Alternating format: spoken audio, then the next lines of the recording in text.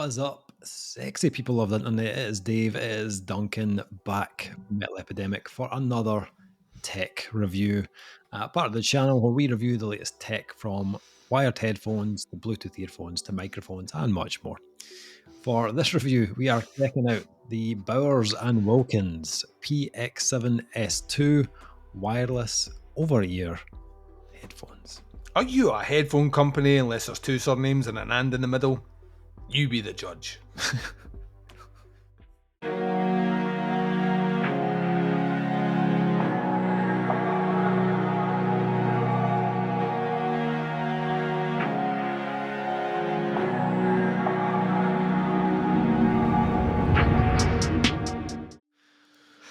So, the Bowers and Wilkins Px7 S2s.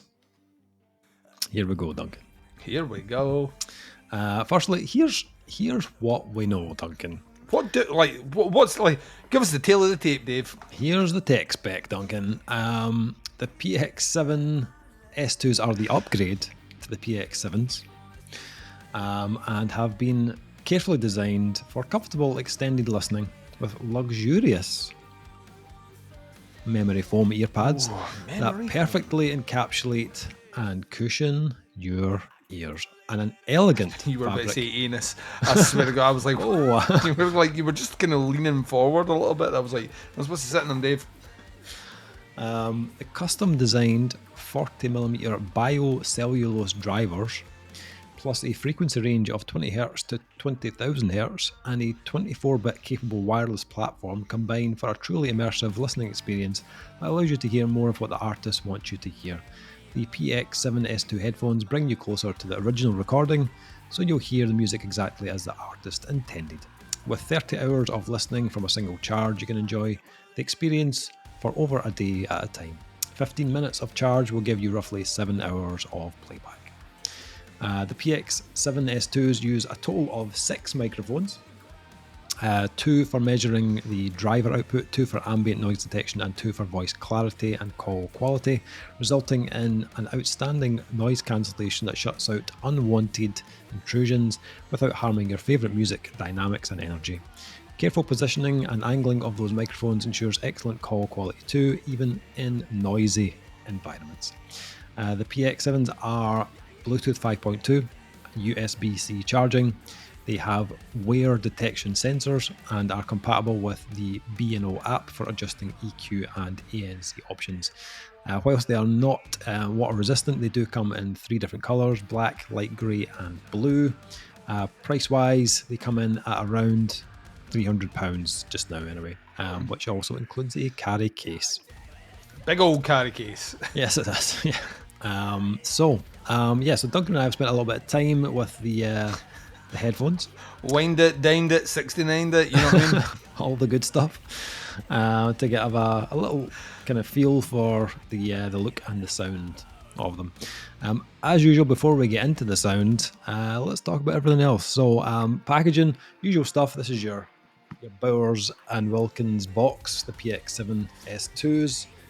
Within there, you've got all the usual jazz, the user guide, the charging cable, and I think there's a USB-C to 3.5. Yeah. But that's all held within the case, and the case is the size of the box. So. Yes. He just said case. Yeah. Like a glove is what it's like when you put it in, you know what I mean? Yeah.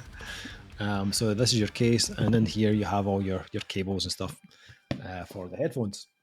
So, so that's in the box. Standard stuff, really. Nothing out of the ordinary.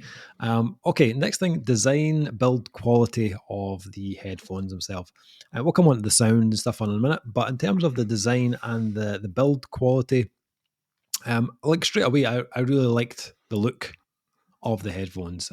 We haven't reviewed, obviously, the original Px7s, but apparently these are slightly less bulky than the Px7s, which is, I think there's been a change in the driver size in these headphones, so they've kind of shaved off a little bit of the size, but kept a lot of the kind of aesthetic the same as the Px7s. I think one other thing that's changed is the carbon fiber arms are now matte plastic composite, so a slightly different finish there. and I'm assuming maybe a little bit of weight removed because of that change, possibly. But I like the look. I think it's a little bit more unique than kind of your standard headphones. Like a nice little bit of kind of texture around the ears. The materials look premium, and it feels, like good quality as well. Feels sturdy. Even though they have added like a touch more kind of plastic, they don't feel like flimsy in any way. I like the black ones. I did have a look online at other colours. The light grey is very light. It's like kind of almost like white. So like I feel like they would get pretty dirty pretty quickly, especially like how they've got this kind of slight kind of material kind of feel. I'm not too sure on the top as well. I'm not too sure how long they would stay clean, to be honest. Yeah, and as for the kind of the design around the ear cups, all your buttons are around the ears as well, and you can see them there. But you've got your buttons for power, for volume, for skipping tracks, all that sort of stuff. They don't have touch sensors on the sides. On some earphones, you can tap them and slide them and all that sort of stuff. These don't have that. It's all done through these buttons on the side. I think there's another button on this side for changing the ANC and stuff. You've also got a wear sensor. So basically, if you are wearing the headphones and you lift an ear cup or you take them off, then the music basically automatically will stop playing.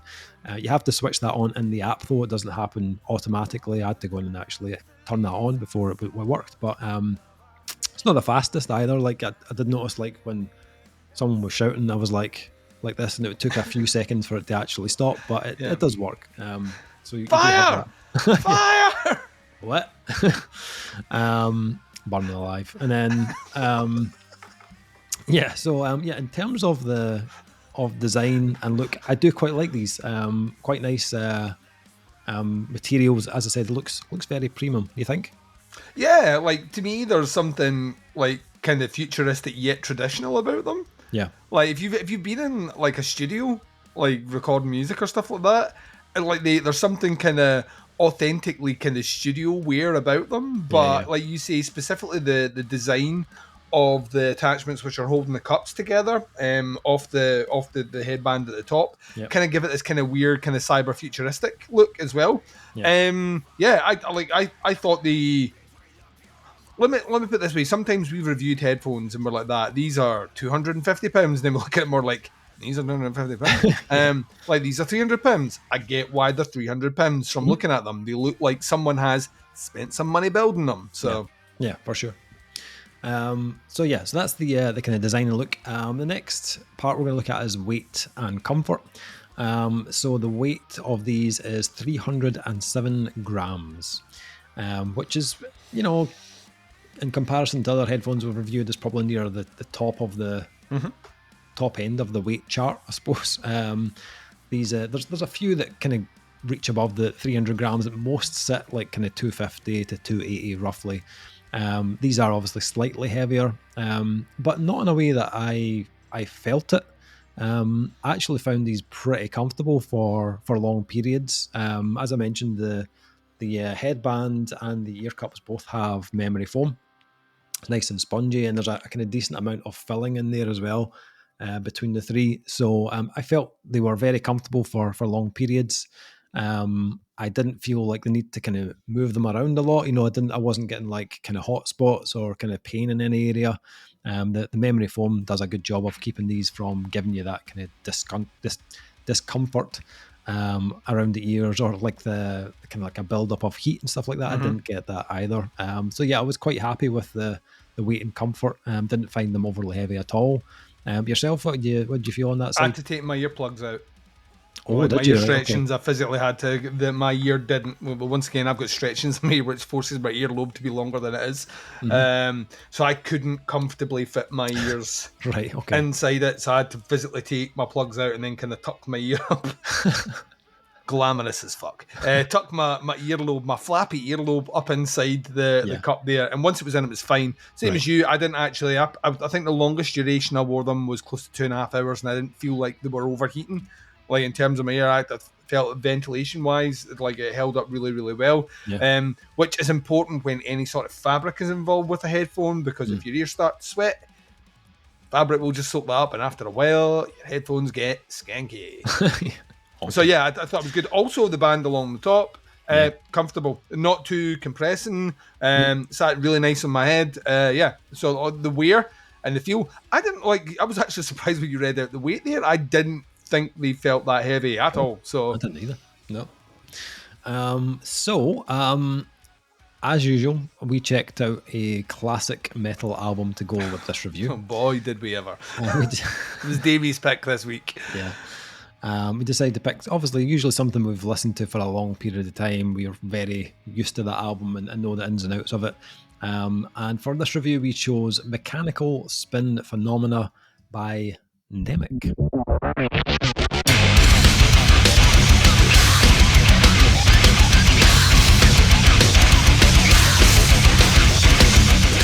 So, Epidemic, if you have never heard of them, they are a Danish metal band formed in Aalborg in 1998. Classed themselves as future fusion metal, which was basically a mix of kind of groove metal, progressive metal, touch of new metal, some kind of electronic kind of flourishes thrown in there as well. They had 5 albums, with Mechanical Spin Phenomena being their debut album, released in 2003. And they are currently touring right now and teasing new music based off the anniversary of this album. So, released on Nuclear Blast Records, produced by Mr. Chu Madsen. I've had a debut. Yes, it was back when Nuclear Blast were just like, this is this uncertain. Like Nuclear Blast now were like, this band has toured and earned to be on this label. There was a time period where you just got hit with all these Scandinavian bands you'd heard nothing about, and their debut albums were all produced by Chu Madsen, and they were all fucking amazing. Like every single one, you were like, he's like sitting furniturized about the sheer size and sound of it. So here's a question for you before we get into the headphones. Do you think this album holds up? Yeah, I knew you were gonna say that. Of the albums I've returned to the most with Epidemic, this is not the one I always reach for. I tend to go for the second album, which was what was the second album called? The Audio Injected Soul. The Audio Injected Soul has benefited from time in that headphones are infinitely better than they were back then, and it was recorded, I think, using some futuristic 3D technology. That's right, yeah. So you've got a good pair of headphones on nowadays. You can hear all these really cool elements that you just never picked up with your shitty like personal CD playing headphones that you like had to replace every couple of weeks because the shitty plastic broke. Like I never picked up half of the stuff. That is a layered, dense fucking album. Here's what I'll say. Like, this album to me is surprisingly ahead of its time. Like, even now, I feel like this is ahead of its time. And it's weird because a lot of what it's based on is, by at this point, 2003, a bit old hat. I mean, if you listen to Epidemic, what Epidemic are doing is kind of, they're juxtaposing kind of polyrhythms from Meshuggah, maybe not in the same level of complexity, but Triple Pick and the Fear Factory. And then some of that kind of Scandi, synthy, out there, melodic death metal stuff, all kind of put in there with a ton of electronics, which shouldn't necessarily work. And coming back and listening to this, what I was kind of struck by is a lot of these tracks are really long form, and they don't lose me. Like, even now, and I've listened to this album a fucking million times, I don't think, like, at any point I'm listening to this going, where am I in the song? I always, like, instinctively know the build, and they are super confident for a debut album to let a track build or go to a bit where the synths start taking over and everything gets woozy. Like, the production is, like, it's cold, it's calculating, but it's fucking, like, great. And vocally, I always, like, taking nothing away from what came afterwards, but those first two albums stand up for me because the vocal performances are the vocals I like in Epidemic. I like the screaming tone that it has. I like the melody that it has. I like the fact that they clearly covered Duran Duran, and when you hear him singing, you hear why. It kind of works there. I don't think every single song on the album is flawless. Coming back, I think there's one or two songs which I would class as kind of a little bit more album filler. But it is like an hour-long debut, which is kind of fucking ballsy. So, like, you take that into account as well for a young band on a major label putting something out. there are elements here I hear bands doing, specifically in the synths and the atmospherics, that are now like that's the ground. That's like that's a given. You need to have that. I don't know how many bands were doing it before Epidemic. And like there were always a band as well. I miss my opportunity to see them play with the Deftones, which to this day I will always fucking hate myself for doing that, because that would have been an insane gig. It was at the Academy as well. Deftones headlining, Nemec in support. I think Deftones were doing. Oh, what album would that have been? That might have been Saturday Night Wrist, I think. So yeah, like there was an opportunity there that I didn't get to see them live, and I'm kind of hoping now that they're back doing their thing, we'll get to see them live. But yeah, this considering this album is 22 years old now, it doesn't sound 22 years old. No, I'd agree. I like a lot of what they were doing musically seemed to be very like ahead of the curve. And yeah, as you said, there's a lot of bands doing that now, like 22 years later or whatever. One thing I would say though, I think in a time where we're now getting a lot of remasters of albums, I think this album would be a good candidate. Yeah, well, it's like there's a lot in here that can be. There's not a lot of stuff that's analog driven, if you know what I mean, where you're fucking around with levels as opposed to actual mix and master. So yeah, I could imagine that worked pretty well. Yeah, I think it has a good production. I think, and I'll come on to this as we get into albums and stuff. I think when you place it next to an album that has been released this year, that's when I started to notice some. Yeah, it's Stu Madsen of that era. Yeah, if you listen to any band he was doing there, he's a producer that like you can chart the. I was going to say the confidence. You can just chart his ability. Yeah. Through the years, like you listen to anything. He did one that we reviewed not that long ago. Yeah. And it sounded modern and polished as fuck. So like he's continued to just carry on. So yeah. But anyway, that aside, the Px7 S2s. So yeah, out of the box, these aren't bad at all. Like I have heard way worse. like not even touching like EQs and apps and stuff like that. You're pedantic with the. I tend to go au natural. I don't download the apps. I don't do anything with them. I plug in and play because I am an Apple user and I'm spoiled to like everything you listen to with Apple has none of that functionality. So what you get is what you get. Yeah. And this, like you said, for me on a first listen, kind of felt as close to what this album sounds like. Yeah. To the Apple Max. So yeah, with a kind of complete flat EQ. I found like there was a really like a half decent punch from these. And usually I'm very quick to get into the app and start tweaking stuff, but I actually found myself listening to a huge part of this album without even touching the EQ. However, I did obviously go into the app because of course you did. Good app, bad app. You are like you do app reviews as well when it comes to these. We're like this app. That's fucking nothing. Good and bad, which I'll come on to. I did a little kind of tweak with the treble and a little bit of lift in the bass, and I felt there was a huge difference. Like just that little tweak made all, especially with this album, which is a bit older, made all the difference. The clarity was much better.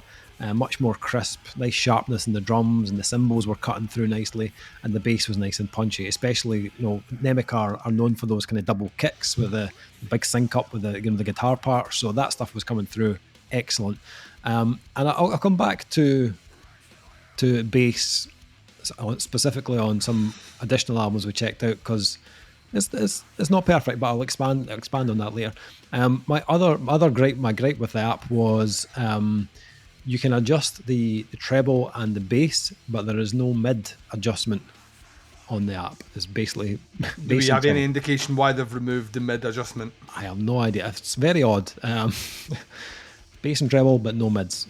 So that was a little bit of a well, if you're going to have that, why would you not just have? Yeah, like it's not a binary function. You know what I mean? It's part of EQ. You know what I mean? But however, I did like the way the kind of dials are set up. It allows you to kind of go up in small increments, so you could basically get the bass and the treble exactly how you want it. It was very kind of granular movement, which I really liked, and that was something that bugged me on one of our previous reviews where it was just so wide. But this one, yeah, much more intricate on the EQ side, apart from not having any mids. But sound-wise on the album, as I said, yeah, it had plenty of punch. There was a really, really nice amount of clarity to to catch all those electronic layers of the album, which there are plenty of. And they aren't headphones that sound heavily processed. There's a nice kind of amount of natural kind of resonance to these. We've reviewed some headphones in the past where the EQ has almost sounded kind of artificial. Yeah. I didn't get that with these. Like, there's a nice natural kind of sound to them, which I'll come on to more as we get into more albums. But yeah, like, as I said, straight out of the box, pretty good. With the tweaks, a little bit more treble, a little more bass, much better. Like, I found like I hit a kind of sweet spot with the EQ on it. I was like, right, this is it, I've got it. And after that, I was absolutely kind of locked into the album. So yeah, quite impressed initially with that on that album. What about yourself? What did you think with the Epidemic album? What did you think of them? Yeah, like I thought it did it justice. Like I see, like it'd been a while since I'd come back to this one. Yeah. So I had a memory of it. I started off actually by playing it through my trusty Apple Macs, the old headphones, as a kind of, right, this is, let me hear what it sounds like through modern headphones. Got to the end of it and then put these on, and it wasn't a huge difference for me, to be honest. Like you mentioned, there's a lot of that kind of tight synchronized bass drum and guitar work. There's also sonic, like, kind of boom pulses in their music, which came through nice and clear. And because it'd been several years since listening to them, there's a lot more on the album than I remembered. I was like, all right, I didn't even know that was there. Yeah. So yeah, it, like, certainly amplified those. I thought the balance was, like you said, I thought it was like good for something you're taking out. And like, some people are just like me, Dave. They ain't got time EQ, right? They just want to switch on, hit play, and listen to something. Yeah. And from that, like, we've been blessed and cursed with some headphones where that has been case, and other headphones where like from the off, I'm like, that is there any way to do anything to make me case? So yeah. Yeah. Okay. After that, I then checked out some new releases, Duncan. I felt like, you know, the Epidemic album was a good, like, couple of decades old, so I felt like, let's go in some 2025 stuff where the production has really impressed me. And I kicked off with the new album from Employed to Serve, Falling Star. Nice. That album is fucking clean, by the way. Like, and as I said earlier, it's not until you play an album like that next to something, you know, older, or, you know, even like a more kind of like sludgy album or something like that, and you notice the difference. Like, the sound on this was huge. Like, it sounded extraordinary. Like everything was just so immaculate. I was more impressed with the headphones through this, listening to this album, than I was Mechanical Spin Phenomena. But, you know, this was recorded this year by Lewis Johns, who's a bit of a master behind the desk. So, like, great production job on the album, and it sounded huge. I then went to something a bit more kind of dreamy and a bit more kind of on the doom gaze side, which was the new album from SOM, S-O-M. It's called Let the Light In. If you like kind of expansive music, then these headphones are excellent. Like, they really accentuate that size and space. Really nice detail and instrumentation. Really good soundstage, and very warm sounding. Like, it was they're a set of headphones that you do feel kind of encapsulated in. You know, the sound is just all about you. And that album worked perfectly for that. I did also mention, I need to mention this, I did also listen to the new Sleep Talking album again. And the reason I decided to throw this in, sorry. So you can mention it on this recording. But this album has, obviously, there's metal elements, but it's also an album that has a lot of different styles. Shut up. Running through it. So I wanted to hear how it handled things like R&B and pop, where the production is fucking immaculate on this album. And I must admit, the pop and R&B elements sounded excellent through these. Very clear, lots of detail. Bottom end was great. I jumped from that into, this is like very off-piste for me, but I jumped into the latest Chapel Rowan album, The Rise and Fall of Midwest Princess. So listen to the off-piste album, slaps. It is very good. Yes. But that's like going like full pop. And again, like that style, the more kind of modern production and style, very good. Like, modern pop production sounds excellent through these headphones. Here's one where I did have a little stumble though. I did listen to the new Rivers of Nile album. Oh, right. And that album was like, it's an absolute unit of an album. Like it's a. You could also eat your dinner off it. Like that's like how like fucking yes, yeah. However, I did feel there was some issues in the bottom end with this one. I found it a little muddy in places. This has like this like very heavy drum wise percussive album. Guitars are all also very low and kind of like very furious. Bass guitar also moves a lot around a lot on the fretboard, and at times I just felt like it was a little bit boomy. I did go in and readjust the EQ a little bit because I felt like it was just kind of clouding some of the kind of detail of the album. So I suppose it depends on the kind of production and the EQ of the album as to whether you might need to tweak certain things, but I found that one was just a little bit too kind of muddy, and I've heard it sound much better, so that was one where I was like, oh, not too sure about that. However, finish things off with something strong, old and funky, Duncan, and I jumped into the 1980 release. It's called Shine by the Average White Band. It is like I own this on vinyl. It's an absolute classic. So it's one that I regularly play anyway, and I know how like good this album sounds. And it sounded great through the headphones. It's like an album with a lot of brass and strings, a lot like bass guitar is going everywhere, like slap, and all over the kind of fretboard. A lot of vocal harmonies as well. This was actually one of my favorite listens on the headphones. It's just like production's amazing. Instrumentally, it's spaced brilliantly. The strings and brass were fantastic. It was recorded in the 80s, so the production is like very natural, very organic, and I thoroughly enjoyed my listen to that album. So mostly positive, to be honest. I had a couple of small things that I was like, oh, okay, maybe that could have been better, but for the most part, yeah, it handled pretty much everything I threw at it very well. What about yourself? What else did you check out? Yeah, so I went not like fully as modern as you, but they were more recent albums. So the one I kicked off with was King Woman, Celestial Blues. I've been a big King Woman like mode at the moment, mostly because she's currently touring everywhere except Scotland. And doing all these live shows and not putting out a new fucking album, which is driving me up the wall at this stage. It sounded great. And that album is... And the headphones managed to retain that kind of sludginess, but all those clean, atmospheric, quieter, more vulnerable moments sounded really, really, really nice through them. Followed that up with some Teenage Wrist. Their previous album, I like for like still. I was said it was my most played album 2 years ago. I'm still spinning it like once a week or something. I absolutely adore it. Followed that up with some Mentor. That's right. Yeah. Pain is Forever. And This Is the End, or as we foolishly called it for a while, Penis Forever, and This Is the End. Put that on. Once again, I think it handled that kind of more sludgy, nasty side surprisingly well. I don't know if I was conscious of any issues within the bass, but that band itself isn't really bass driven either, so it's maybe why it wasn't necessarily an issue. Band that I know you will roll your eyes to because I listened this way back in the day and you didn't like it then, and I'm fairly sure you still don't like it. My Vitriol's Flatlines. Oh, wow.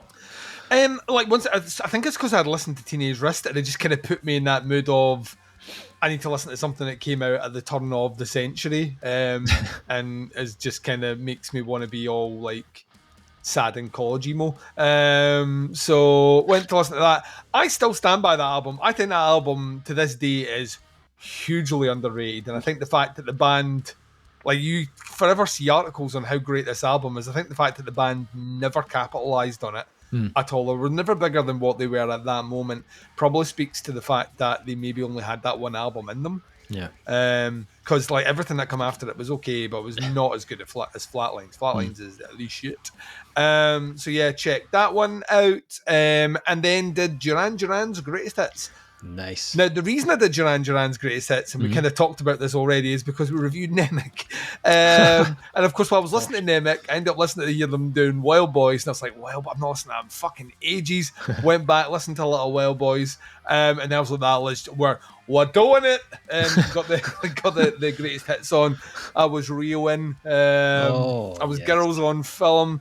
You know what I love about, and I'll tell you right now, you know what I adore Duran Duran, but you know what I love about Duran Duran is they are a pop band.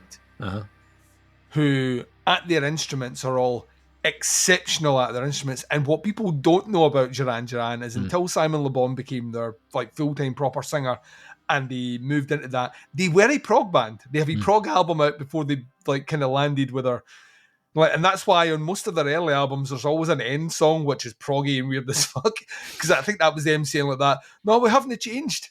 like, listen, we still prog. But you end up going through that. Oh man, I was sashaying about this going, no, notorious. You know what I mean? Beauty, I kill. Oh, what? Dance into the fire, Dave. Yeah, I was having a great old fucking time. And the thing about Duran Duran is their productions even then were immaculate. Yeah. That funk bass just comes through. Their bass player is fucking incredible.